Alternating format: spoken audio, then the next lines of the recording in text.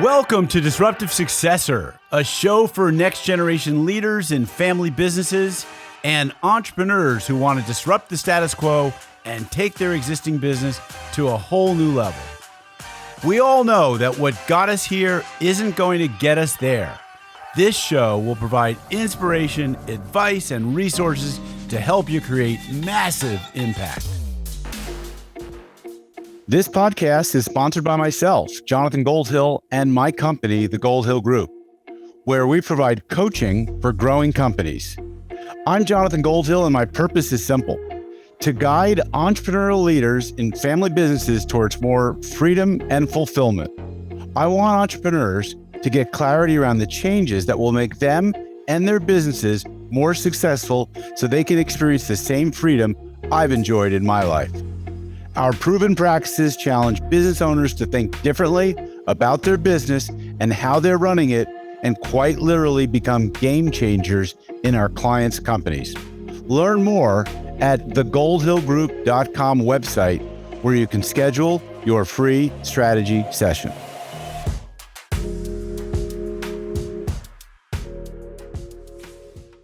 Hi, it's Jonathan Goldhill, and welcome back to another episode of the Disruptive Successor Show.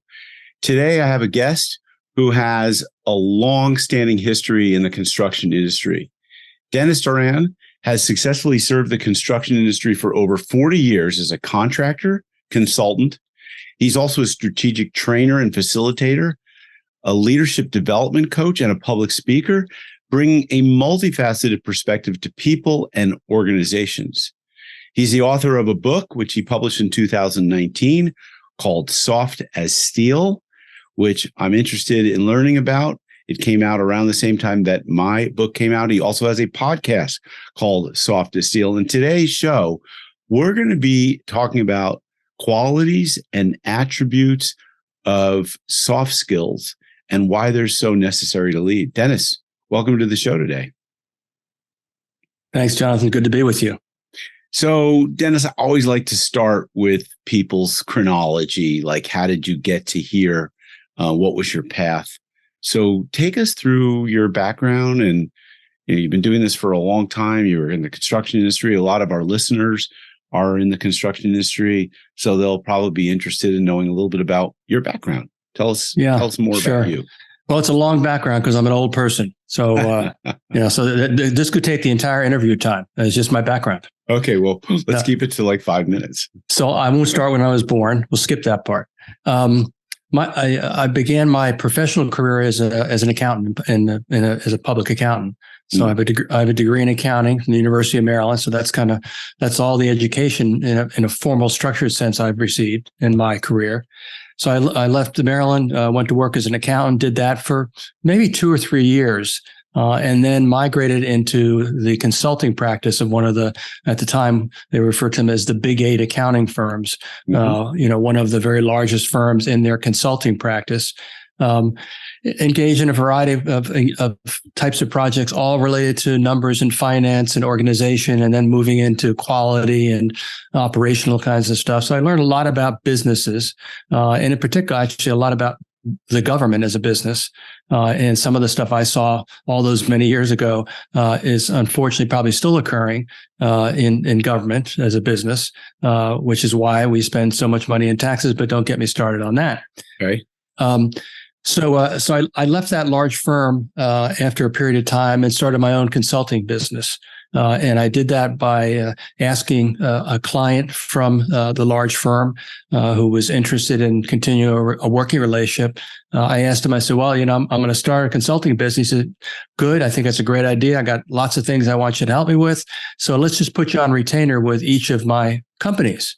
And again, this is a long time ago, and the dollar amount of the retainer was at that time was a lot of money.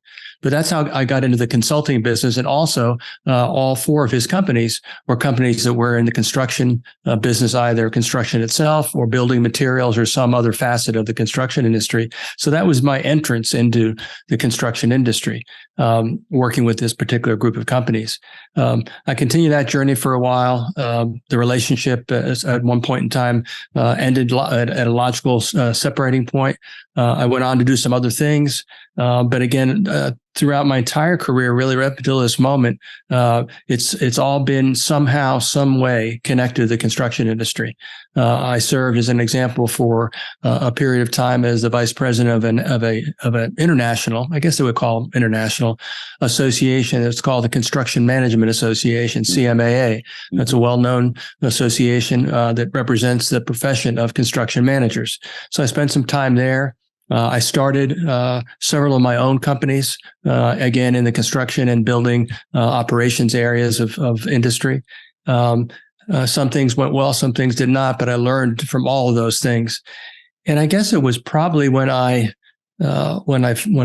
closed the doors on my last business venture of my own that I realized that one of the things that was really interesting to me was people. And somebody might say, well, sure, everybody's interested in people. And I might argue that not everybody seems like they are really interested in people, but I am. And really more in terms of how they were to do business with, how they were to be around, how to communicate with them, how to get along with them, how to learn things about them. So that kind of curiosity was always there for me. So it kind of just led me in a direction of doing more things that related to people. And that includes becoming a trainer and teacher to teach people things that were not simply technical skills, but also teach them about things like communication and self-understanding and how to build relationships, all those kinds of things, which all fall under the kind of the big tent and umbrella of what I refer to as soft skills.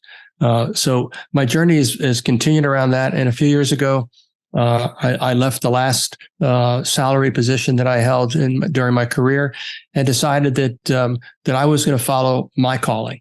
And I'd done some research. I read a couple of books on finding your calling, basically. And what I came up with was that my calling is to try to help people build longstanding and successful relationships. That's my calling. So that's what I've been doing for the last several years. And it took me in the direction of deciding that I had some things that I wanted to say to the construction industry, which, again, a lot of people have the immediate bias about construction. It's, hard-nosed, hard-toed shoes, chewing tobacco, profanity, all men, et cetera, et cetera, et cetera. And that's all true. And for that reason, there's a need in the construction industry. And I would argue that actually really in industries overall, just in business and business enterprises, to spend a little more time, maybe a lot more time, getting to know the people that a company relies on to serve their customers, which is an internally focused need, but also for the leadership of organizations to understand that if we want to continue to be successful in business, we're going to do that by investing in our people to help develop them, so they won't simply be a good technician or a good accountant or a good carpenter, but they'll be a good person. And they'll be the kind of a person that people want to be around, the kind of person that people want to work for and work with. And if we are interested in building longstanding relationships with customers, which are necessary for us to be in business, because that's where the revenue comes from, then we need to teach our people how to relate to our customers, so that they are interested in maintaining a relationship with our company because of its people.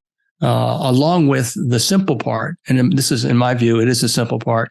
The simple part is the hard skills part, what we do. We're a construction company. We're a car mechanic. We're a real estate agency. Whatever that business is, learning the business strictly in a functional or technical sense, in my view, is the easy part, and we've been doing that for generations. The part that's harder and is becoming increasingly more important to focus on is what are we doing to develop whole persons? Not simply, teach them how to use this device or that device or use this technique or that technique, but what are we doing to help them better understand themselves and be interested in trying to learn what their strengths are and what their areas for improvement are and how those should be pursued to do what I refer to as developing the whole person. So my journey is brought me to our conversation today. Mm-hmm. And again, I've been fortunate to meet a lot of interesting people, and nobody's pushing back and saying, Dennis, that soft skill stuff, that's just a bunch of because it really isn't. And again, I know that in your work, the notion of what people are about and how they build relationships is very much part of what you do.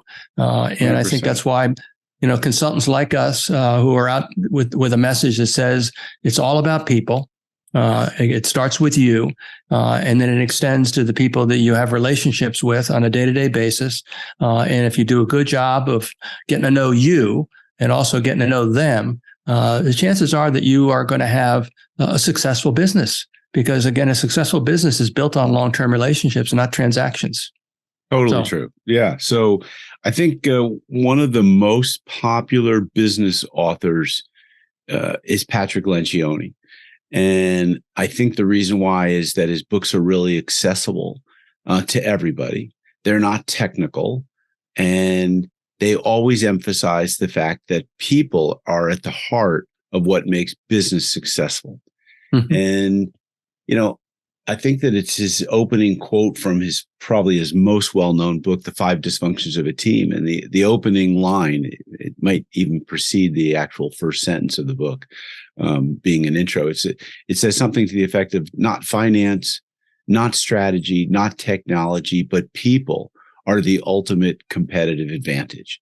Mm-hmm. And so building healthy teams that win are ultimately what works. And, mm-hmm. I go back to when I got my MBA at the University of Southern California, 1988, 89, and our business school professors emphasized, because we were in the entrepreneur program, and, they emphasized that a management team could execute a C business plan much better than a C management team could execute an A business plan.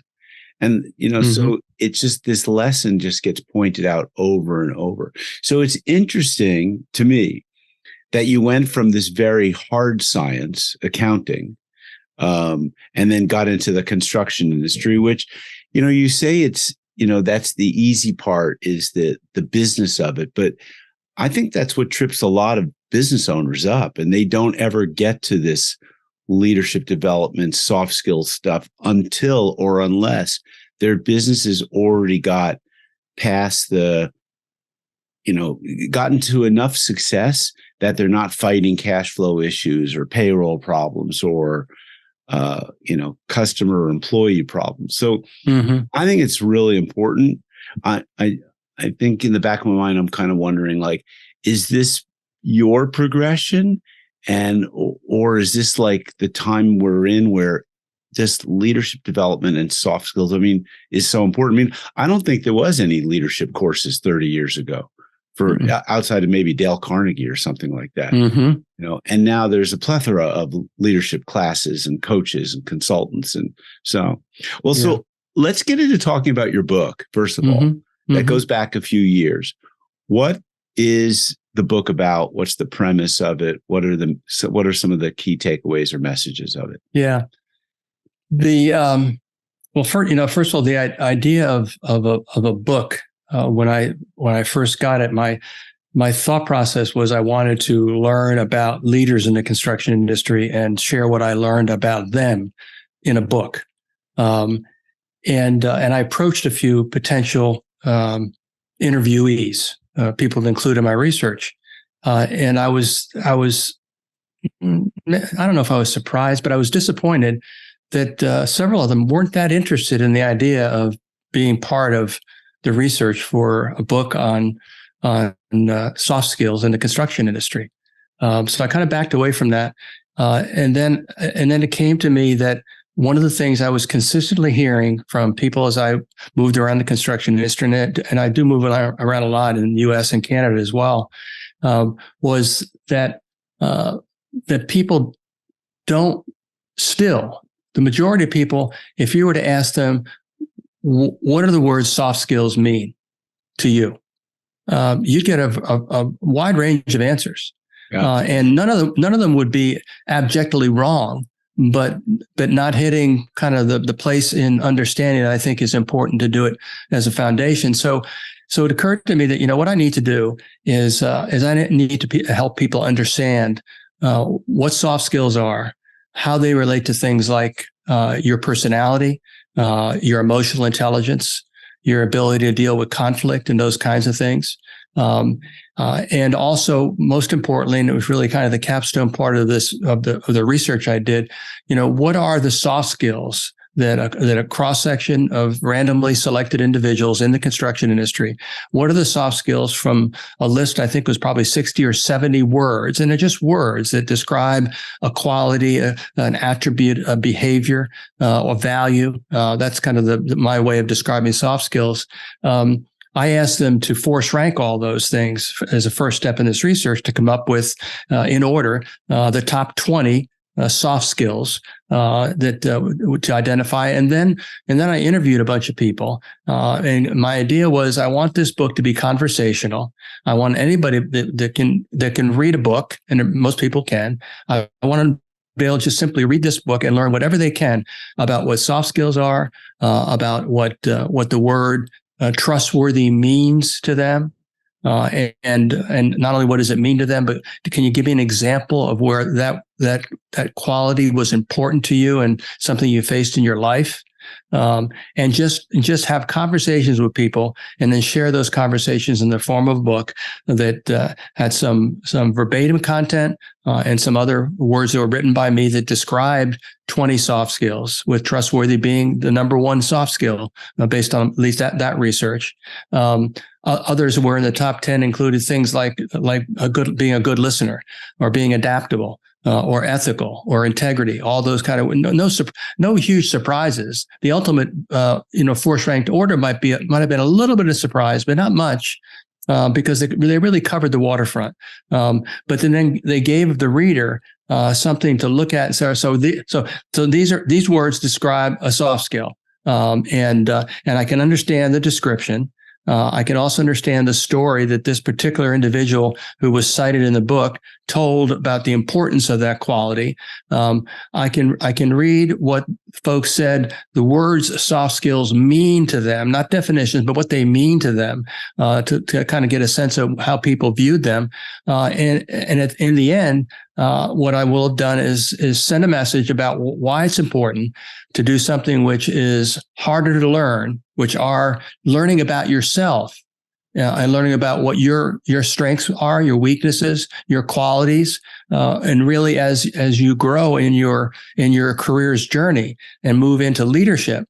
It's hugely important. And it may seem kind of trite to say it, and maybe it's been said a million times, but it's hugely important for a leader to be very self-aware, to have a true understanding of themselves, to be able to use words like the words I use to say that if I were to ask someone to tell me what your 5 greatest qualities were, Jonathan, and I asked people that knew you well over an extended period of time, I can guarantee you that the first one might be something that is attributed to your technical or academic knowledge. But I can guarantee you that the most of the words are going to be words that describe, your soft skills, your qualities, my character, your character. So, and to say that that's okay, that's interesting, Dennis. But why is it so important? The answer in terms of why it's so important is that we don't necessarily have that understanding. But more importantly, as we are growing early in our career, and we're working with leaders who do not possess a good self-awareness, aren't honest about both their strengths and their weaknesses, aren't willing to admit failure when things don't go well for their business concern, for their team, for their crew on a construction site, whatever it may be, that they seem not willing to take responsibility for that. And so, are they really leaders? So it kind of raises a whole bunch of questions, and the book. So the book is just a conversation. It's written at a very basic level. And so, Jim Collins wrote a best-selling book. I'm sure you've read it, Good to Great. And one of his early points in the book, and going back quite a number of years, but it was confront the brutal facts, the reality of your business and of your leadership situation. And I think this is a really big problem for people in terms of leadership development, is to really confront what their strengths and weaknesses are. Mm-hmm. I'll speak about a client that I'm working with where trustworthiness is really a challenging issue with the CEO of the company. And periodically, this company goes into a tailspin crisis, meaning the leaders on the team go into a tailspin because they don't find that their CEO leader is trustworthy. And this has come up several times in the time that I've been working with them. So it seems things are good for a few months and then it comes back. And so I think emotional intelligence is a very difficult thing for people to get their heads around. And while I do have an emotional intelligence assessment instrument that I've used, I'm not sure how much it really helps people to, it assesses them, but I'm not sure how much it really helps them to open up and to, face what they need to look at in terms of their soft skills.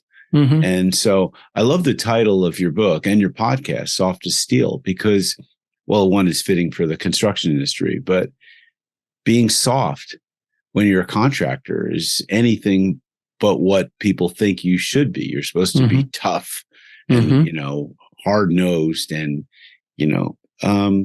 but that's not how you're going to get people to follow you. Creating followers. Not anymore. No, not anymore. Not anymore. I mean, 20, 30, 40 years ago in the construction industry, a boot up the rear end was the treatment of the day. Right. It was never thank you, never an explanation. Go do this. And not because we need to do blah, blah, blah, or because we need to get this done today. Just go do this. Right. And if you don't do it, then I'm just gonna kick your ass off the job site. But I'll say one other thing about the title of the book, because I actually do love it. And every time people hear it, they say, what a great title. One of my mentors, who I'm associated with his Leadership Institute, is a guy named Steve Farber. And Steve's written a number of books over the years. And his first book was called The Radical Leap, where he presented in a storytelling format his basic pillars of what he refers to as extreme leadership. And those pillars are represented with the words love, energy, audacity, and proof.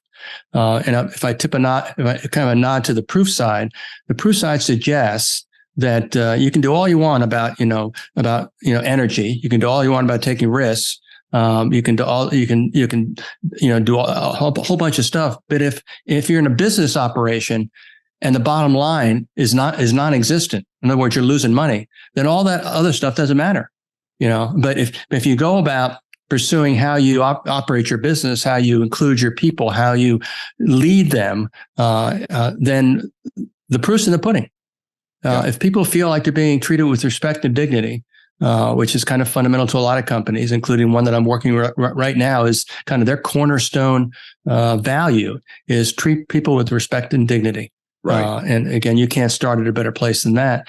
But he says in his one, it's one not of an aspirational value for this company, I hope, because right. I mean, Lencioni talks about, and other people talk about aspirational values versus values that are alive and well and living in your organization today that you're discovered.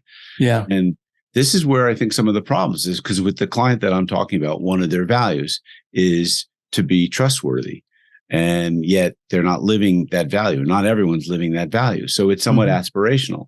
And then people get frustrated because, well, this is what you say our values are, but we're not living this value. So this is hypocrisy. Right.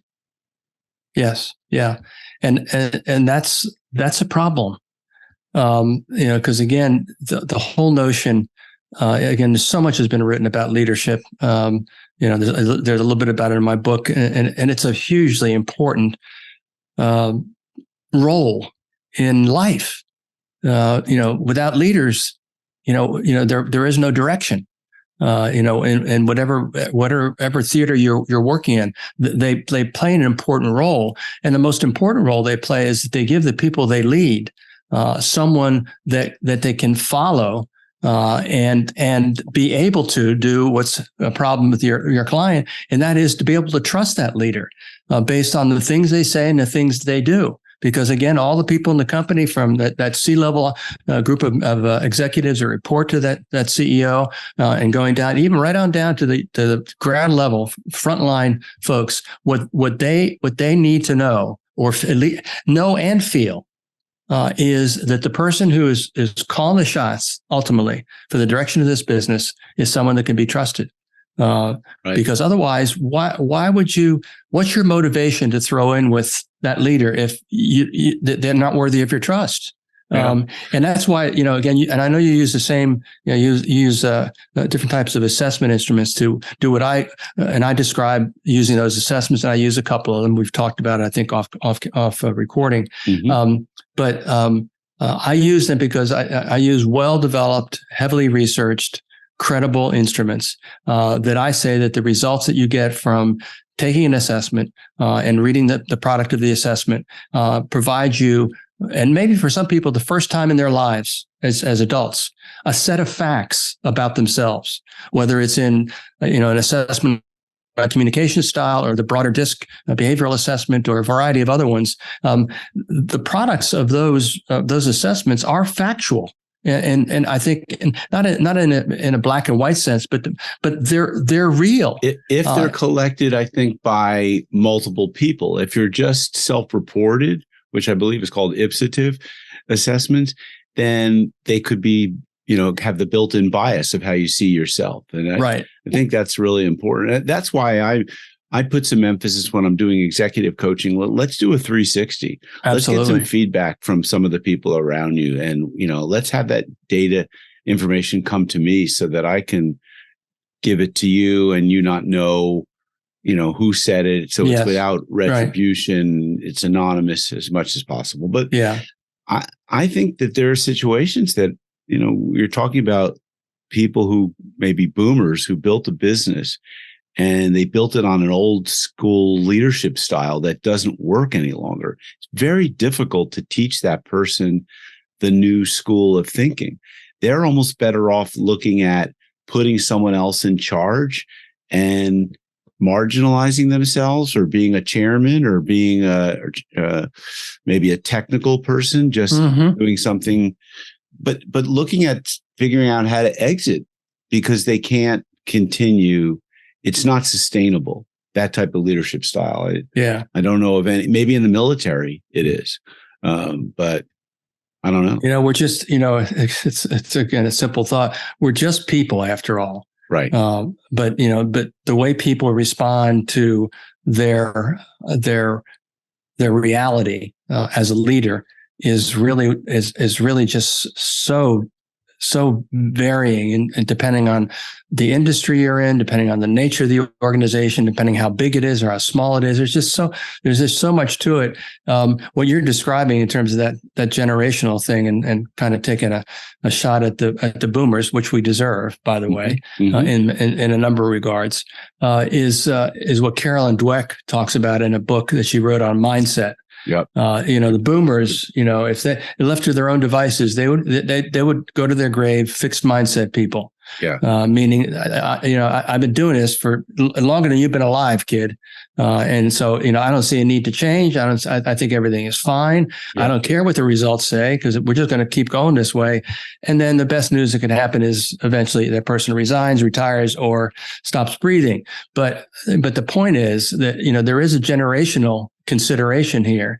And what worked functionally, several generations ago, or when I was coming up, when I first started, versus what is expected by the Zs and the Xs and the millennials and even the Gen Xers is different. But it all boils down, and again, it's just my opinion. One of the things I continue to talk to people about is it all boils down to this: that if you want to be in a business enterprise, which most adults need to be, you need to make a living. Again, I talk in plain language, and you want to be successful over a long period of time. You've got to learn everything you possibly can about the business you're in, surely. But you've also got to learn everything you possibly can about the people that you're relying on to help you conduct that business. and they have to learn everything they can about you. And then we're not talking about your preference in boxers versus briefs or this or that. We're talking about how you are as a human being interacting with other human beings. You want to be described using positive terms. You don't want to be described as, well, he's a hothead, or when he walks in the room, all the oxygen leaves the room. You don't want phrases like that being used to describe you. And if you hear those phrases and you simply say, that's not me, you may need someone to point out to you that yes, in fact, because we talked to all these different people, that you report to them, they report to you, this is a customer, this is something else, and they all said the same thing from their vantage point.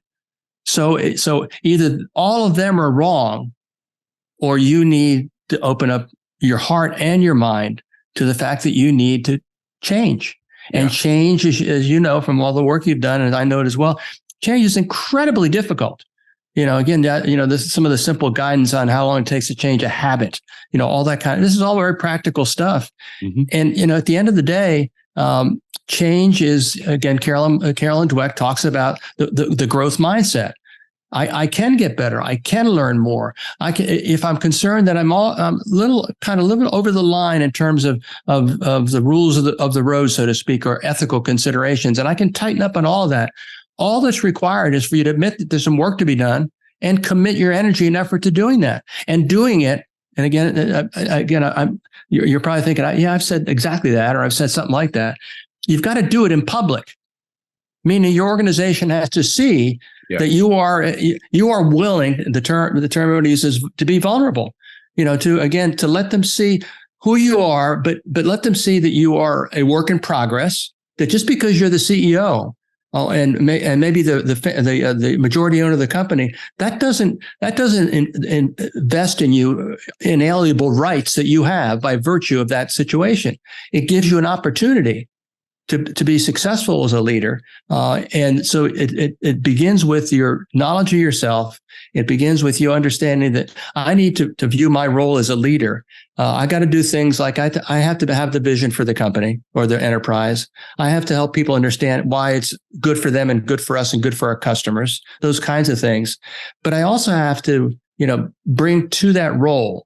And these are Steve Farber's words, which I think are tremendous words, and applies to people in any kind of an organization. And that is, you need to do what you love in the service of people who love what you do. Yeah, that's a great phrase. It's a great phrase. That. I use it. I use it all the time. And because it says so much. Because some people say, "Oh, what are you talking about? Love and business." Well, Farber wrote it. I feel like I'm his agent, but I'm not. I'm just a very good friend, and I believe in his body of work. I think it's good stuff. Mm-hmm. He wrote his most recent book was "Love is Just Damn Good Business."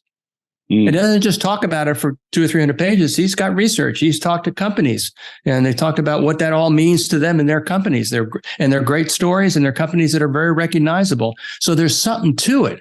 There's something to this idea that if I want to be successful, if I want to have the proof, then my attitude and outlook, based in my self-understanding and also my understanding of the people that I work with day to day, that I lead, has to be present, because that's the formula for building a successful organization.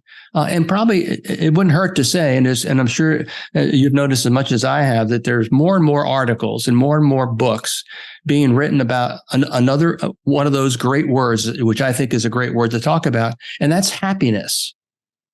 So, so if you think about, just the business considerations, success is the result of doing the right kinds of things. Mm-hmm. And that's not simply in terms of the operational aspects of whatever the enterprise is, but also the environment, which is largely created, if not entirely created, by the leadership of the organization. And starting, if it's an organization of any size, it's a small organization, that ultimate leader is the owner of the company. If it's in the construction business, he's also the chief estimator.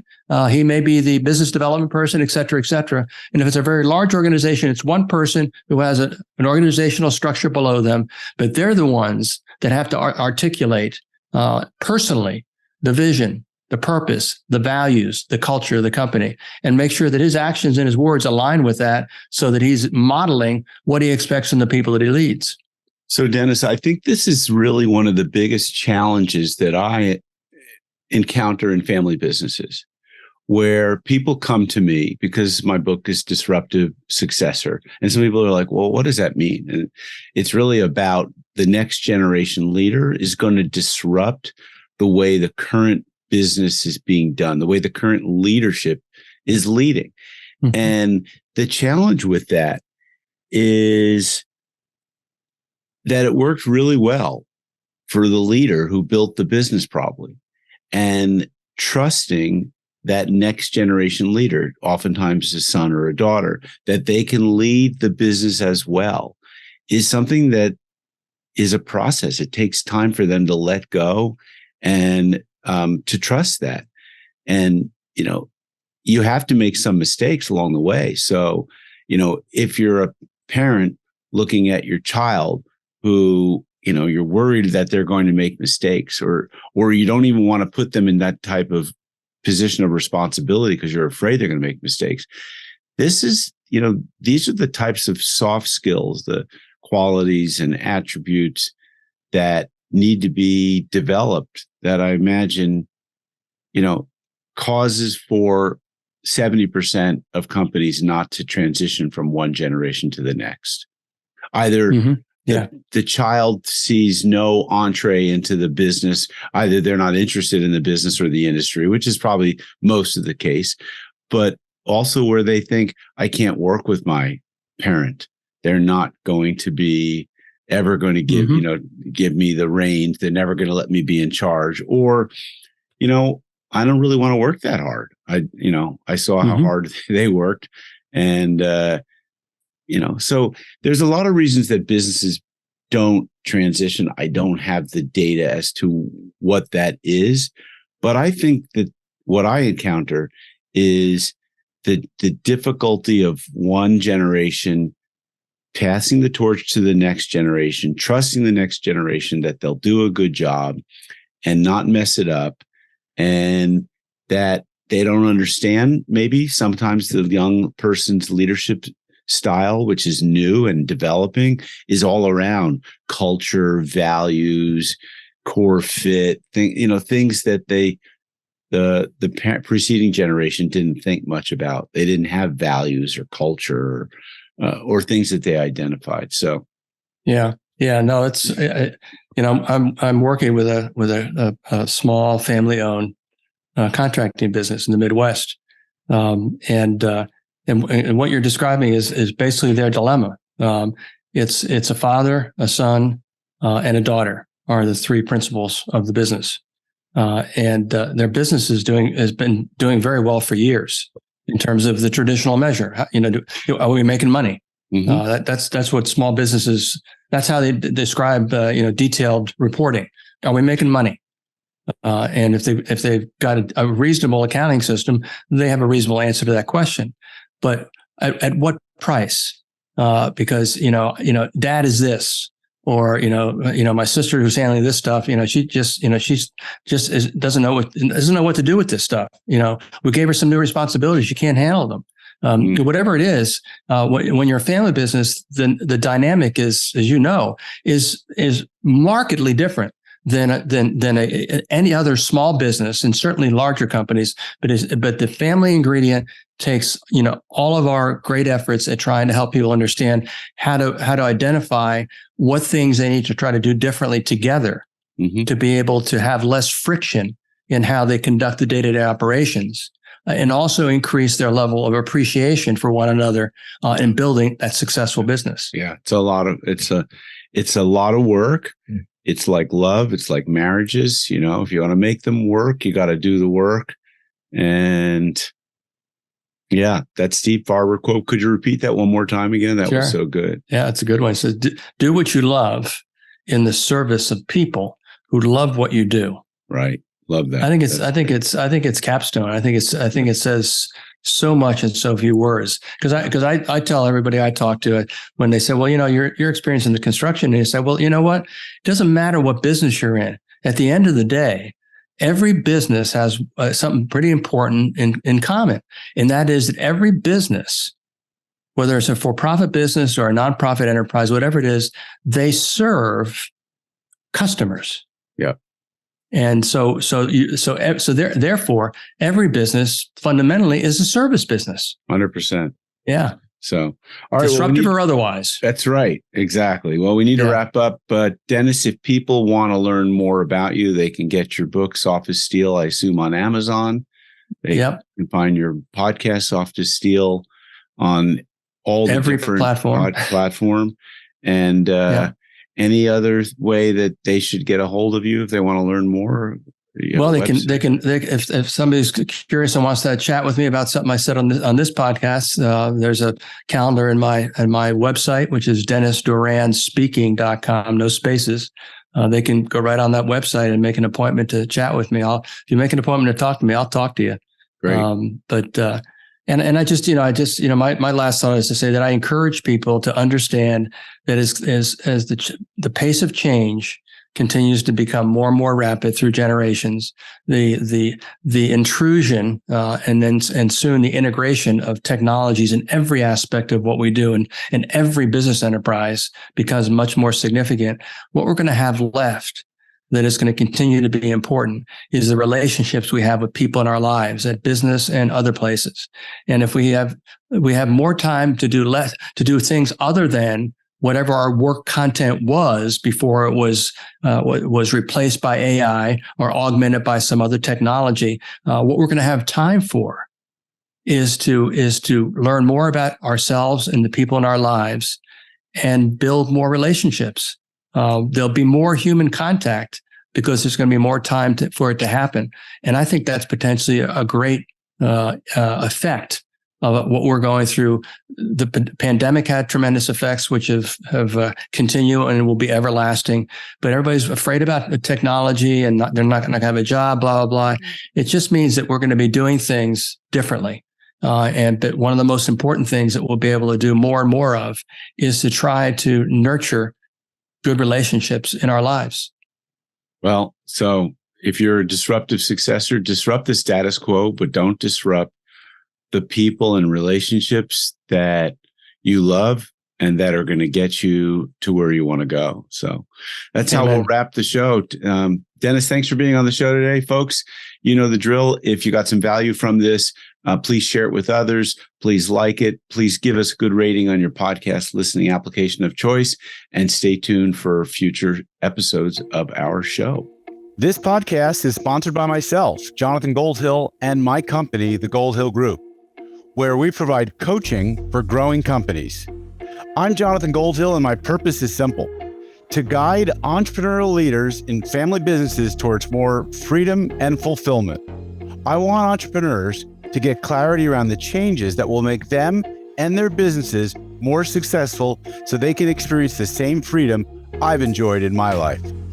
Our proven practices challenge business owners to think differently about their business and how they're running it, and quite literally become game changers in our clients' companies. Learn more at thegoldhillgroup.com website, where you can schedule your free strategy session.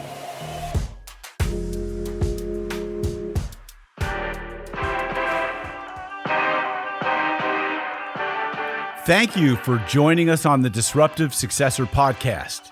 If you enjoyed today's episode, please subscribe, review, and share with a friend who would benefit from the message. If you're interested in picking up a copy of my book, Disruptive Successor, go to disruptivesuccessor.com.